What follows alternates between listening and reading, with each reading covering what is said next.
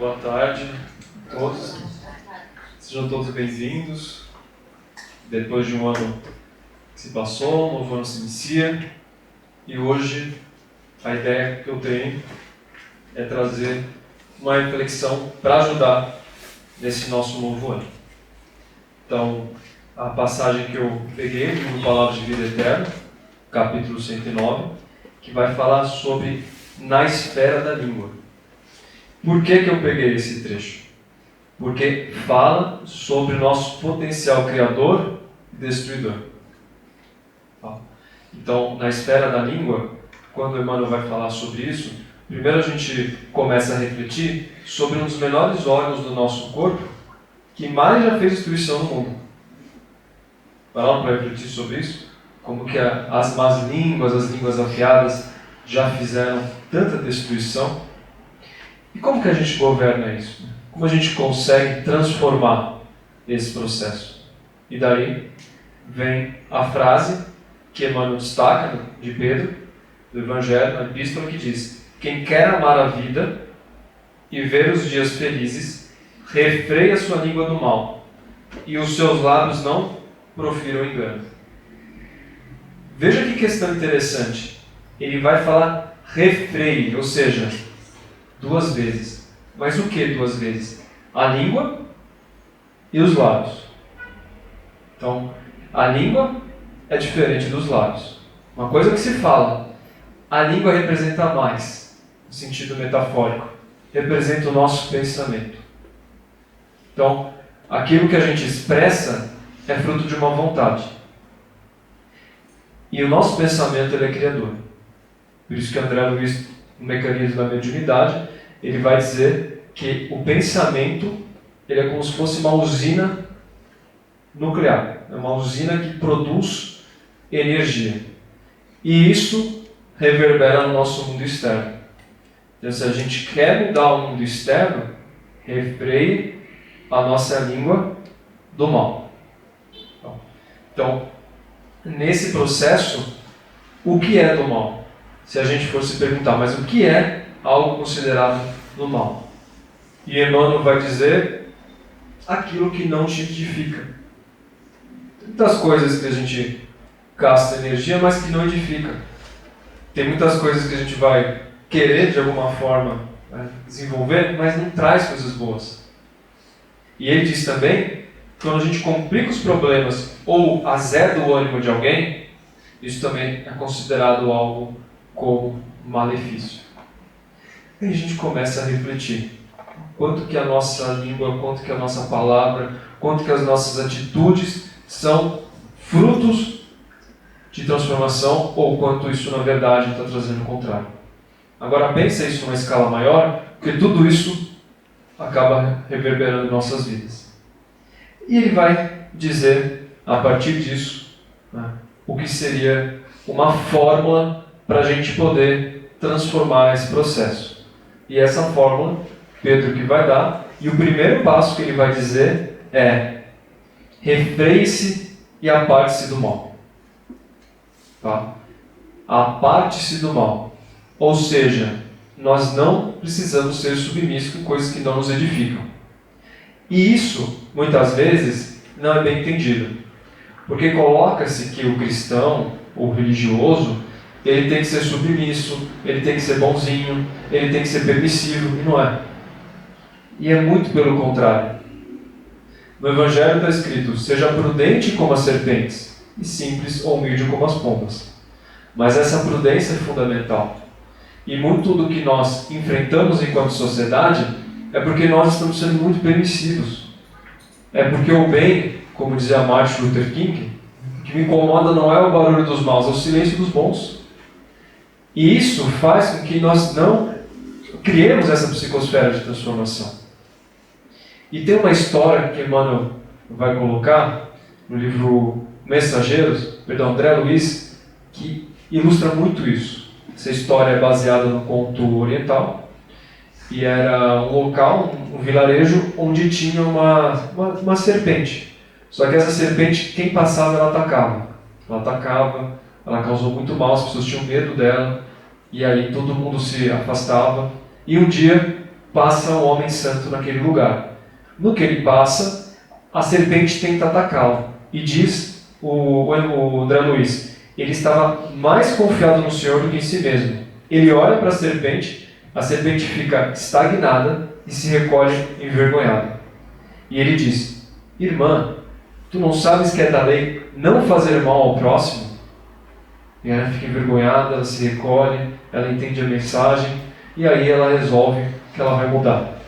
Ela vai mudar, ela começa a se aproximar das pessoas, as pessoas começam a perceber que o comportamento dela mudou, e ela se aproxima mais, porque ela quis redimir tudo o que ela fez, e as pessoas começam a abusar dela.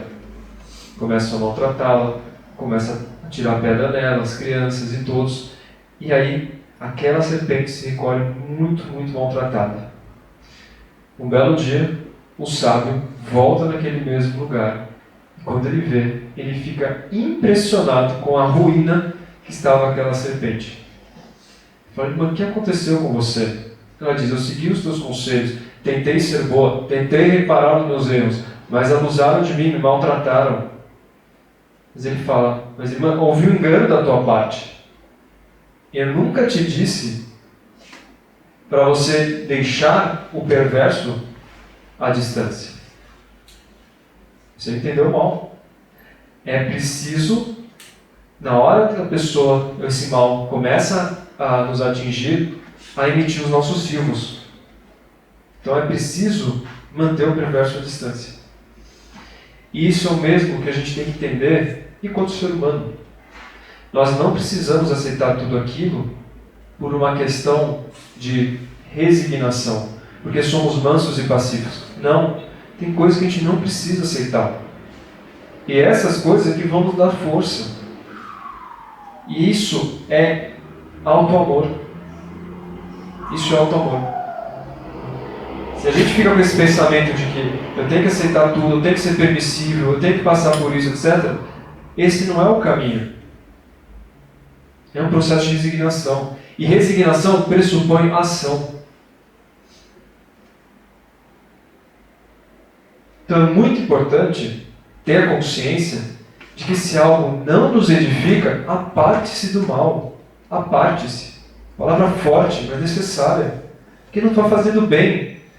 Se a erva daninha está no nosso território, está na nossa plantação, nós temos que tirar e arrancar a erva daninha. Então é muito tênue essa linha de permissividade e resignação. Se nós começarmos a entender que a vida requer coragem e que é no enfrentamento dela que a gente consegue modificar nosso padrão vibratório, isso com certeza vai ser muito positivo e muito transformador. Então, o primeiro passo, aparte-se do mal. Segundo passo que ele vai dizer é fazer o bem, não necessariamente ao outro, muitas vezes não é possível, principalmente com pessoas que não querem o nosso perdão, mas dentro de você. Dentro de você. A melhor forma que a gente tem para praticar o perdão, as virtudes, é primeiro no nosso foro íntimo. Se a gente está fazendo isso, nós mudamos o nosso padrão vibratório. Mudando o nosso padrão vibratório, nós modificamos as situações ao nosso redor. Agora, imagina na época do Cristo, ele explicar isso. Quando a gente não tinha acesso à física quântica e tantos outros meios, que hoje a gente entende que sim, o pensamento é uma força que transforma. Naquela época não tinha isso. Então entendia-se como língua. Mas vejam o quanto que essa língua, esse pensamento, eles são peças-chave em nossas vidas. Porque o pensamento, o espiritismo, ele é matéria. Ele não é uma nuvenzinha, ele não é algo etéreo. Ele é matéria. Ele tem um processo de vibração. Ele cria, ele transforma. Isso a gente chama no espiritismo de ideoplastia. Então a gente está pensando em algo, a gente está pensando em uma situação, nós estamos criando isso, tanto é que o nosso corpo também reage a isso. Então se vocês pensarem hoje, na melhor viagem que vocês já fizeram, e vocês entrarem em contato com essa lembrança, o sentimento vem. Por quê? Porque o pensamento, ele é um processo criador. E é como se verdade fosse. Por isso que Albert Einstein falava, a imaginação é mais importante que o conhecimento. Se você imagina algo, você está vivendo aquilo. Isso é tão importante que é o processo da ansiedade. Não aconteceu ainda, provavelmente nem vai acontecer, mas a pessoa vive como se verdade fosse. Porque a mente não consegue distinguir, não, isso que ele está pensando não é verdade. E nem vai acontecer, está longe disso. Não. Ela vive como se verdade fosse. Porque o pensamento, ele é criador. E por isso que apartar-se do mal é justamente isso. Pera, isso não está me fazendo bem? Por que eu vou conservar isso? Por que eu vou nutrir esses pensamentos? Por que eu vou nutrir esses sentimentos? Isso é uma prerrogativa nossa, é nossa vontade. Seja o seu dizer sim, sim e não, não nos disse o Cristo.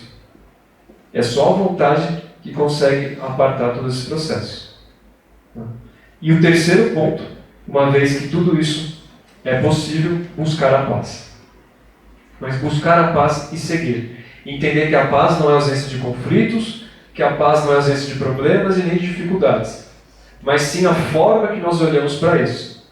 O que o Emmanuel vai dizer nessa passagem sobre esse pão nosso. E engana-se quem acha que o pão nosso é só coisa boa.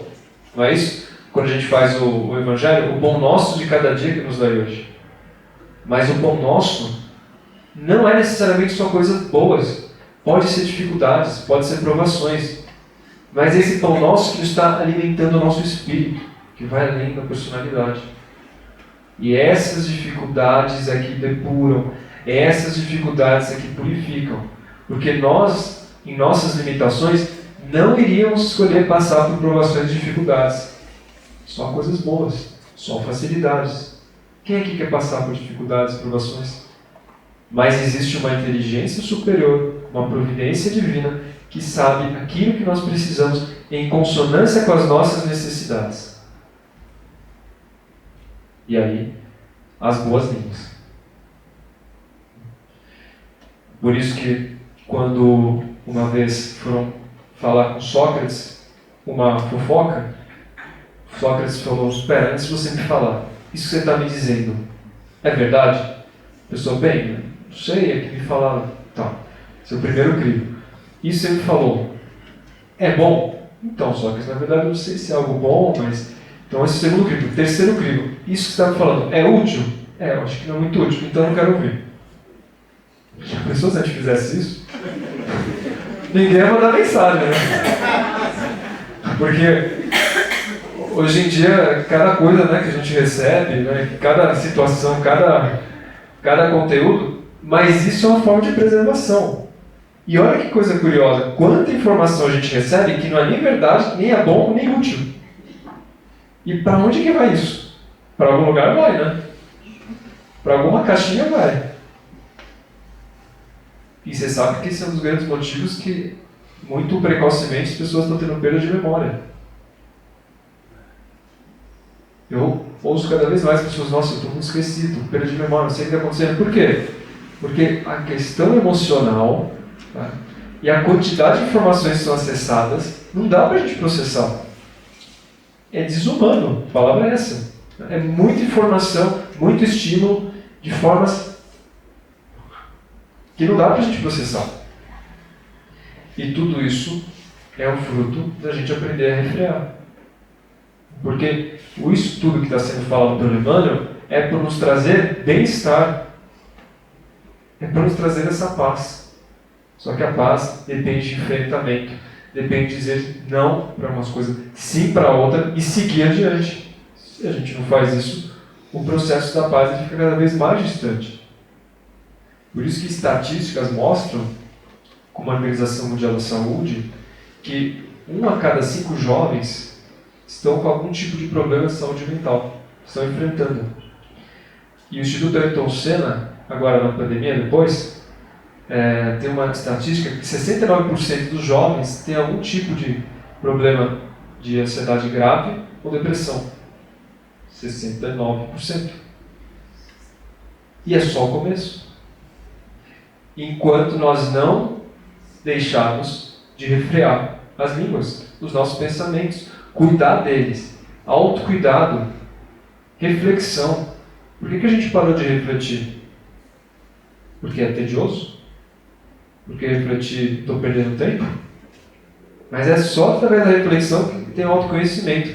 E a gente só consegue mudar aquilo que a gente constata. Um exemplo prático.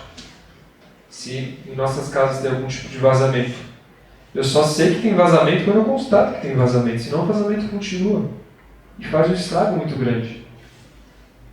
E quando a gente constata isso, a gente pode mudar. Por isso que essas línguas, né, esses lábios, eles têm que ser cada vez mais orientados. E por isso que a gente tem que entender que permissividade é muito diferente de ser firme, de enfrentamento, de manter o perverso à distância, de manter aquilo que não nos edifica longe. E se a gente quer começar um ano de uma maneira diferente, a melhor forma é cortando o inútil. Tudo aquilo que não serve, tudo aquilo que não ajuda mais. Corta. Isso vai trazer leveza, vai trazer bem-estar. Com certeza vai mudar o seu padrão vibratório, fruto dos pensamentos e dos sentimentos, e que por sua vez também vai transformar a sua vida. Então, eu repito a palavra que foi deixada aqui por Pedro. Preste atenção que ele diz: quem quer amar a vida e ver os dias felizes, ou seja, ver os dias felizes, refreie sua língua do mal e os seus lábios não proferem engano. Possamos cuidar do nosso pensamento, buscar a nossa vontade e buscar aquilo que realmente edifica e faz os nossos dias mais felizes.